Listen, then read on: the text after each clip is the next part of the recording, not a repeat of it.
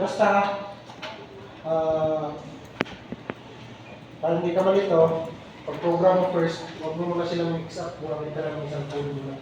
Yung G41. Ito ang G41. Pag-exam na, pag-exam later on na rin. Gumamit ang isa. Kung ano balitan mo namin. Okay, so ganito yan. G41 and G42 is written with the H address. Tulad na sinabi ko kanina. That will be used to register the radius value of the tool. For example, sa command na to, G1, G90, G41, H4, ito ang target niya na next coordinate. Gumamit ka ng G41, kailangan may H value ka. And the H value corresponds to the data of your tool. In this example, 8 mm ang tool in the end mill. So, ang magiging tool data mo sa tool 4 is 4. Kasi yan ang radius niya. Okay, i-re-register natin yan dyan sa kanyo. Sa simulation nyo. So, in this command, this is an example of activating G41. Cutter compensation left. This is, mayroong G41, mayroong H value. Yung huwag niyong kalimutan. Pag tumawag kayo ng cutter reduce compensation, there is always an H value. The H value always corresponds to the tool na gamit mo sa current mo na operation. Okay?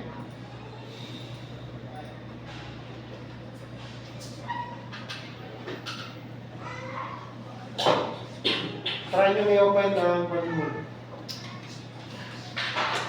Parang makikita kung saan ito.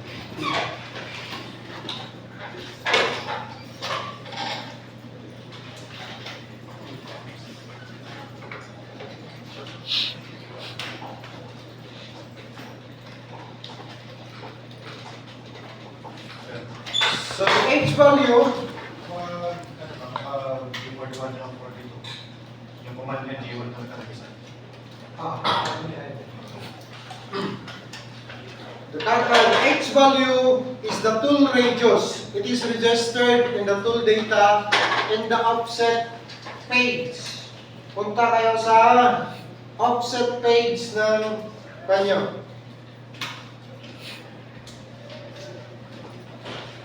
Position and then offset. Makikita yan dyan. Yan ang mga data ng tool. For example, yung 001, that is the data for tool 1. Okay? And then 004, of course, that is the data of tool 4. And that is, the data is the radius. Kasi ang pinag-usapan natin dito is cutter radius compensation. So, pag tinawag mo pag nag-command ka ng CRC, tatawagin mo rin yan na value. Which corresponds to your tool na ginagamit. Si tool 4 ang ginamit mo, H4 ang tatawagin mo.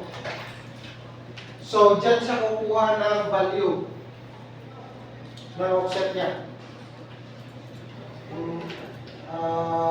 Anong value ba may compensate niya? Ilang millimeter ba ang compensation niya to the right to left? Okay?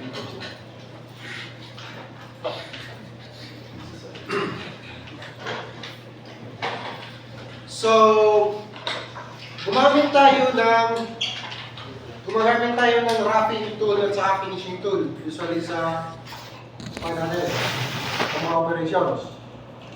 So, for roughing tools, we'll register a larger radius for it to leave an amount of material that will be removed by the finishing tool. So, mag-iwan tayo lagi ng konting material lang para i-finish. Okay? Kasi bakit kaya tayo gumagamit ng roughing tool? Ano ang pinagkaiba ng roughing tool at finishing tool? Very good. Mas mabilis kasi ang material removal pag roughing tool ang ginamit ko, diba? So, mas mabilis ang machining. So, mag-iwa ka lang ng konti para finishing. Kasi, mabilis nga siya kung material removal, but ang binaraf kasi ang finish niyan.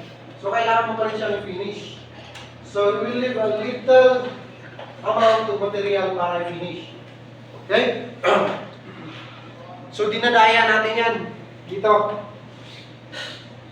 For example, dito. Sa tool data na to. In this example, tool 3 and tool 4 are both 8 mm and mills. Pareho sila ng different. Ang tool 3 is a hug mill for roughing. And then tool 4 is a plane and mill for finishing. So, dinaya natin siya ng 0.2. Nag-iwan tayo ng 0.2. Mas malaki kasi ang i-compensate niya kung malaki rin ang diameter niyang ilalagay mo dyan. Okay? So, kahit na pareho sila, na 8 mm, mas malaki ang compensation ng isa. Kasi 4.2 ang nilagay mo, so magkukompensate siya ng 4.2. Eh, ang reduce niya is 4 lang talaga. So, may naiwan ng 0.2. Ganito kasi yan. Pareho ang diameter. Malaki ang compensation ng isa. Ito ang ni-register mo, mas malaki. So, ang compensation niya is hanggang dito. So, ang finishing is ito. Susunod talaga siya sa itong program tool pa. Kasi akala ng makina, mas malaki kasi yun ang nilagay mo na value. But then, maliit pala siya. Pareho lang siya ng finishing tool. So, may maiiwan. Actual diameter pareho sa data ng binaya. Okay?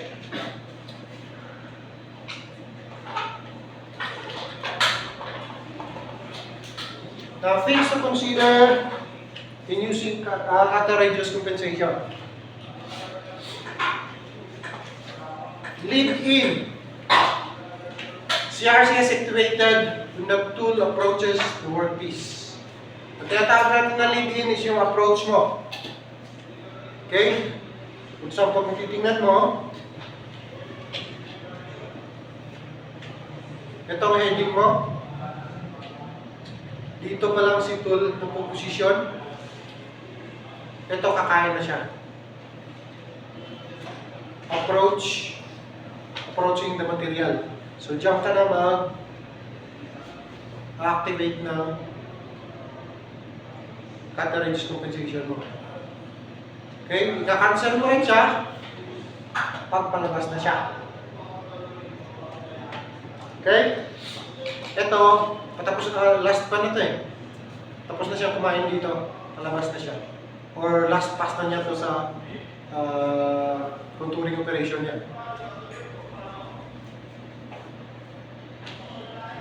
Lead in and lead out distance must be enough for the tool to reach and cancel compensation. Not less than the tool radius. Mag-alarm yan eh. Pag masyadong malapit, hindi niya kayang compensate. Meaning, it takes time kasi naman to compensate ang tool eh. So kung malapit lang yung ita-travel niya, marating na niya yung point. Hindi pa siya nakaka-compensate, hindi niya natapos yung compensation niya. So bigyan mo siya ng enough distance. Okay?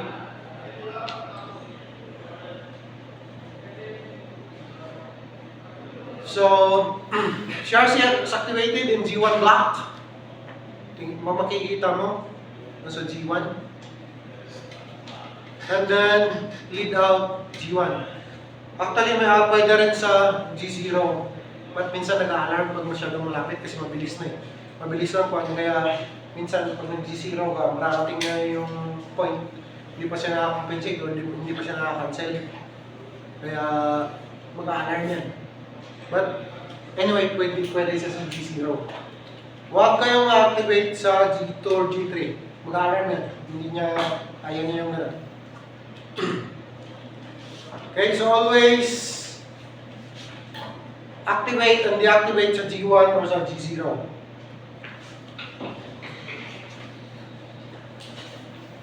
Cutter-reduced compensation can only be activated with the straight line move or linear interpolation. Okay? Kailangan dire-diretso lang para ma-activate nyo yung CRC. Activate and deactivate. In a straight line, so kung sabihin natin straight line, linear interpolation, yung isa lang naman ang linear interpolation natin. G1, diba? G2 and G3 are what? Circular interpolation. So always activate and deactivate on G1.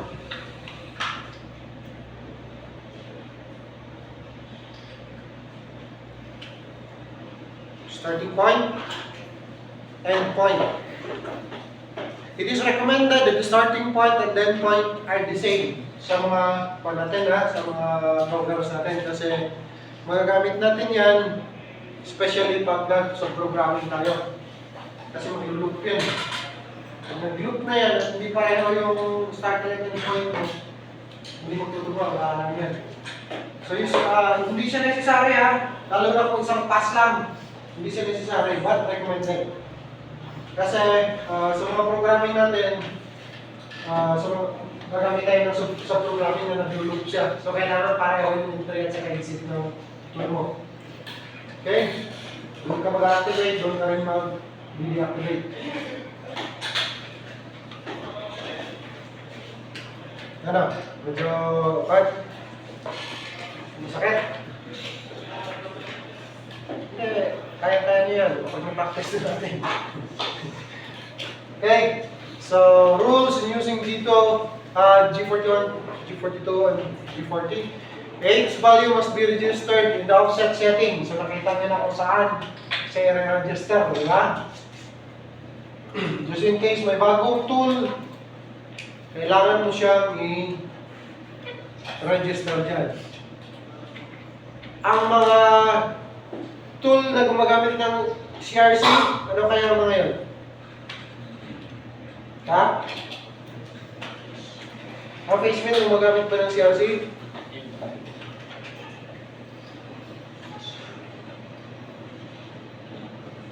Hindi, di ba? So, kailangan i-register dyan yung mga values, yung sa end mid.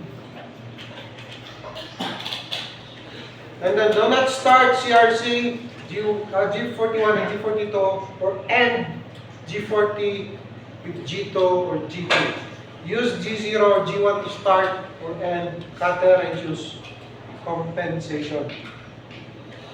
Okay? Question?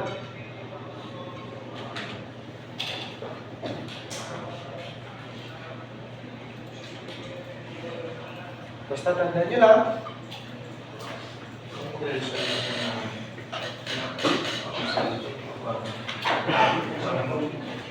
Example sa program mo, tumakot ka ng 213. Ano si 213?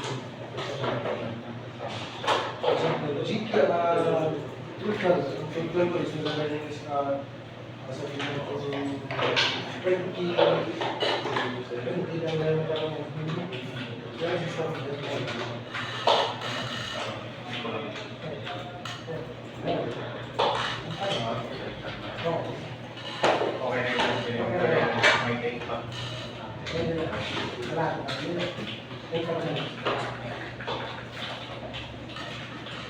okay, so kung may bagong tool, highlight mo lang. Just use the arrow down to highlight. And then, type in, enter. Pasok mo siya. Okay? For example, Tool 25. Hanapin nyo si Tool 25. Ang data ni Tool 25. Enter For example, kung diameter ng tool mo is 18, anong enter mo? Ha? Diameter is 18. Radius is siyempre 9 kalahati, di ba? Sige na. Right? Ano po? Kung ano yung pasok mo? Tool.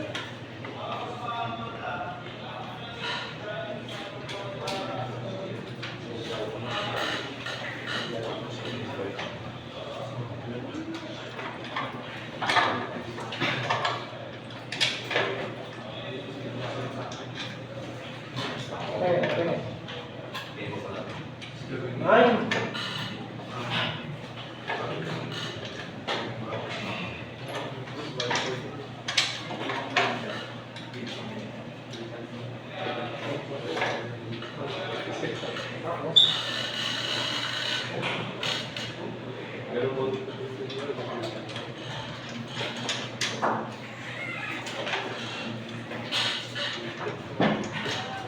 Hindi ka po rin pa. Ha? Ay, mo.